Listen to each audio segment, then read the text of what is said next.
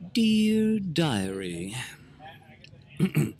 Dear Diary, I am here at Monster Island, which is one of my favorite places in New York City, but I never get to come here often because I spend all my time on legal bullshit and other bullshit and extra bullshit because you humans have fucking destroyed everything. Right now, let's talk about my second arrest. I've been arrested like 28 times ish. It's unclear.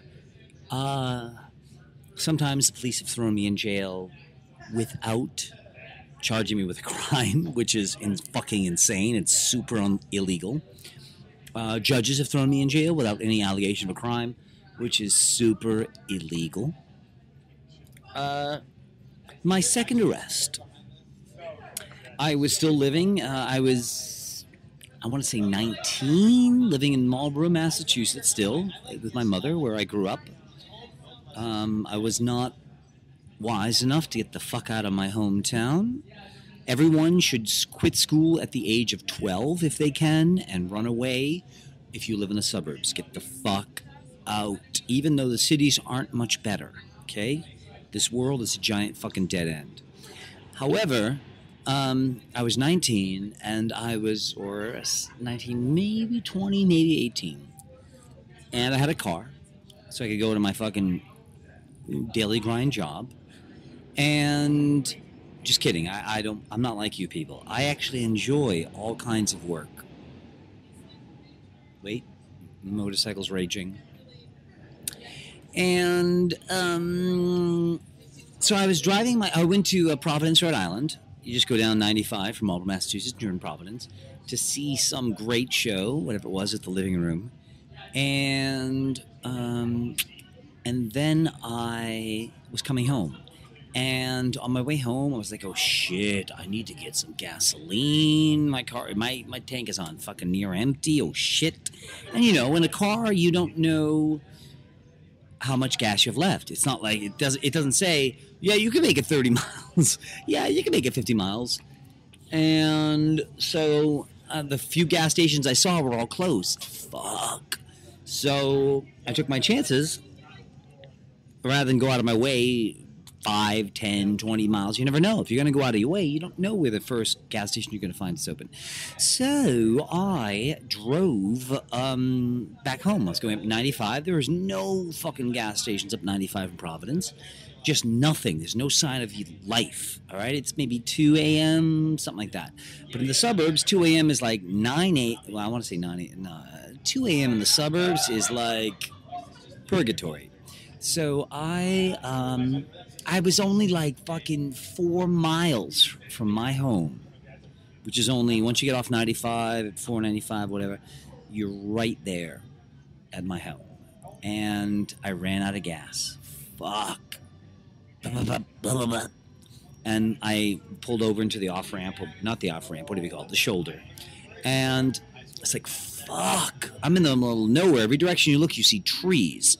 But I had passed a Massachusetts Turnpike thing or whatever with some toll booths or whatever, like a mile back. Like, all right, the only sign of human life was about a mile back. So I'm going to walk there and see if I can find a human. Now, this is before cell phones. So I walk. There's a payphone. I call my friend Bill. Sadly, I wake him up 2 in the morning. I say, Bill, I'm so sorry. I owe you big time. But I ran out of gas about 3 miles south of the ramp, the off-ramp at Route 20. Any chance you can go to a gas station or whatever and bring some gas? He's like, yeah, all right. So I then walk back. So thank God, Bill's coming to the rescue. I walk.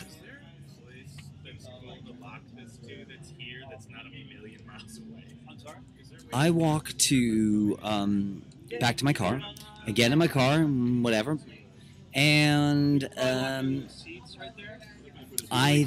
We can't have people outside. You can lock it to whatever you find.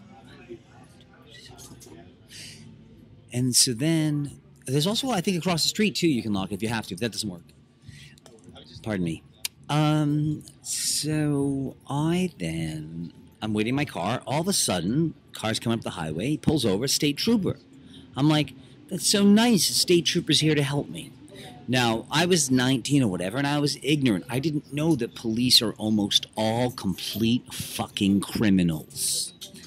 I was ignorant. I'm not afraid to admit that or ashamed. I was ignorant. I didn't realize that government was like Nazis times 1,000. And he pulled over. I was like, all right, this is great. So if I had not been able to find a phone, it wouldn't have only taken like 10 minutes or whatever for the state troopers to come rescue me. Hooray. Not so. Comes over, he's like, why you pulled over on the side of the road? And I said, ugh, I was coming over the show. I ran out of gas. I'm like fucking 3 miles from my house. Outrageous. There was no gas stations. Ugh. And I have to work in the morning. Ugh. And he's like, you got a registration and license? And I said, yeah. And then he said, well, can I get them? And I said, well, you didn't ask. And he started getting really rude. And I was like, no. If you had pulled me over, I would assume you'd want to see my license and registration. But you didn't pull me over. I ran out of gas. Remember? And so he was, he's like really nasty. I mean, one of the most belligerent cops I've ever met. And he said to me, he's like, something to the extent of like, nobody likes a smart, all right, what are you, a smart ass? And I said, because at that point I was ready to fucking punch this asshole in the face. He was that fucking rude and arrogant. And remember, he's my employee. When your employee is a fucking asshole to you, you should be able to fire them on the spot. If not, you should be allowed to at least break their fucking nose. And I say that as a pacifist and a socialist. So he says, what are you, a smart ass? And no joke, my reply was, better than being a dumbass. Because maybe you don't know me that well, but I have never tolerated the arrogance of authority. And if more people were like me, we wouldn't have to deal with this bullshit. If more people stood up to goddamn super Nazis, there wouldn't be no super Nazis. Well, anyhow, he became even more of a dickhead. I mean, it didn't matter. He was a super dickhead anyhow. And I'd give him my registration and license.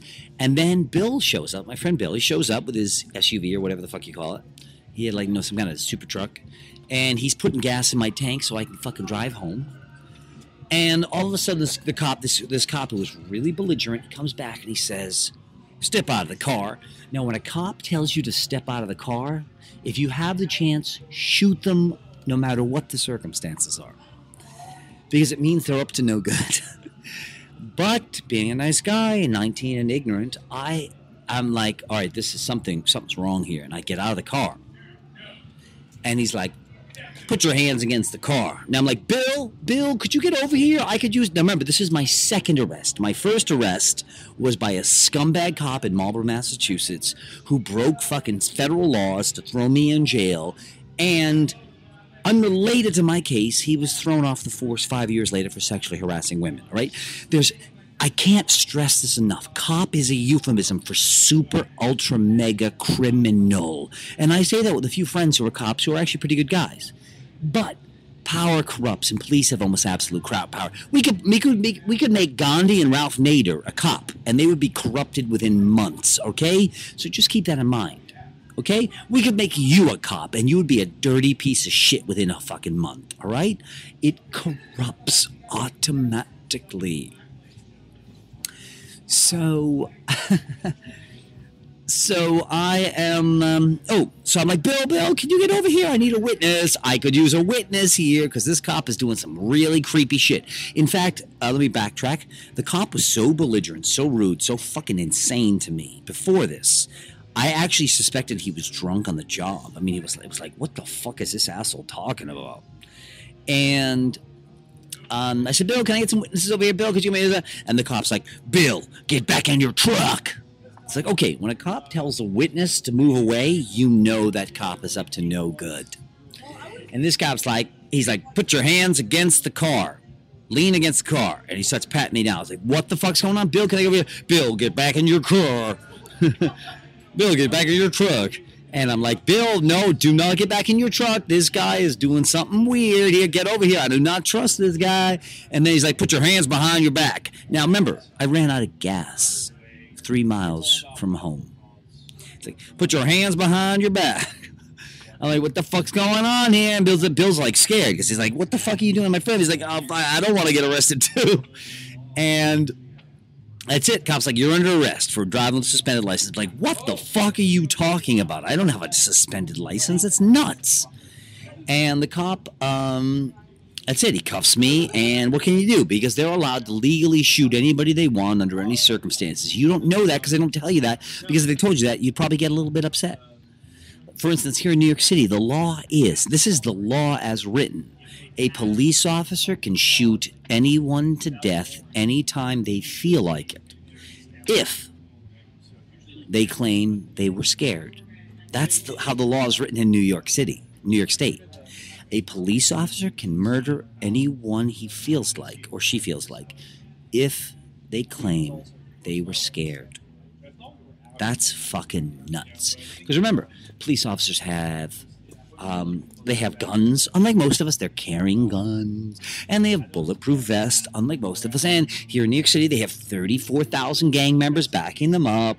If there's anyone in society who has no right to be scared, it's probably a guy who carries a gun and has a legal right to shoot you.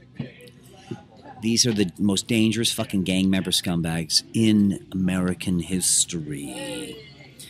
So anyhow, wait, let me pause and save before Apple MacBook Pro crashes and fucks my shit up, which it has done too many times because Steve Jobs is a fucking scumbag criminal.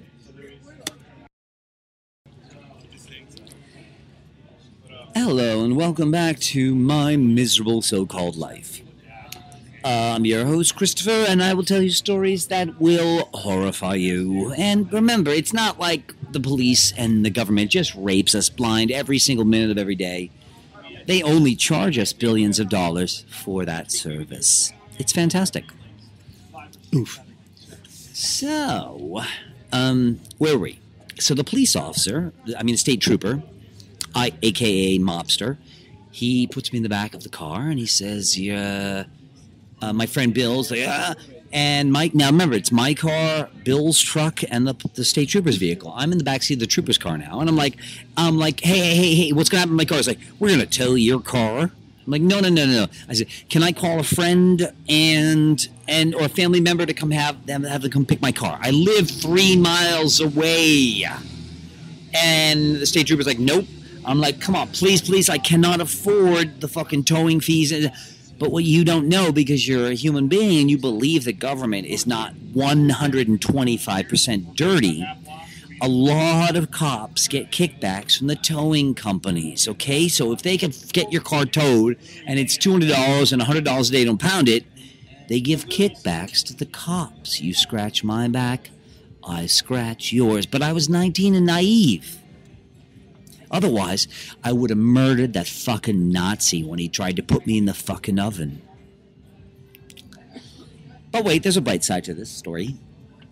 So, and the story's going to get a lot worse too, so don't get your hopes up, kids. So then I am... I was like, Bill, can you call somebody to get his license? He's like, no. The state trooper's like, no, Bill cannot get anyone to come get your car. We can't leave it here on the side of the road because of lawsuits and your liability. It's like, you're a fucking liar, piece of shit. The cop is making up all kinds of crap. But to his credit, he had the old school kind of thingy in his state trooper car, and he showed me a little printout because when he put in my ID and stuff, that said that my license was suspended. So therefore, I knew it wasn't the cop's fuck up. But remember, he was a fucking belligerent prick to me before he even ran my license. However, my license did show up on the computer as suspended.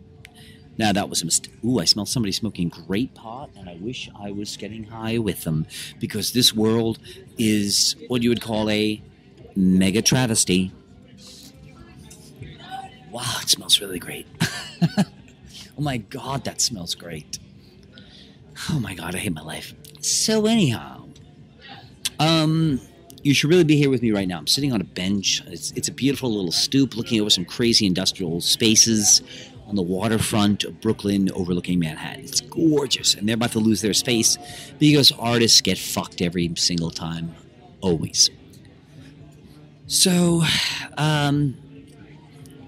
so that's it. I'm going to jail. They're going to tow my car. They're going to impound it. They're going to fucking rip me off for hundreds and hundreds and hundreds and hundreds of fucking dollars because that's what cops do. You're still naive and you think, no, cops, the purpose of cops is to protect us from criminals. Yeah, that's right. No, not even 1% is the purpose of cops to protect you from criminals. But you're fucking ignorant and naive and you believe what they fucking told you since you were born. It's like, all right, well, they lied about Santa and they lied about God, but they didn't lie about all the other shit. No, they lied about all the other shit. They didn't just lie about two gigantic things. They lied about everything, big and small. But don't get me started. So that's it. There's nothing Bill can do. That's it. My car's gone. I'm going to the state troopers, fucking whatever. They take me there. Oh, wait, this is funny. While in the car still, the state trooper, he says to me, because remember, I've had long hair since I was 9 years old. He's like, I mean, I forget a lot of the dialogue, but at one point he said to me, no joke, he said, I could take you fucking right out of the car right now, Pete, your fucking goddamn long-haired faggot ass. On the platform? No. End of part 1.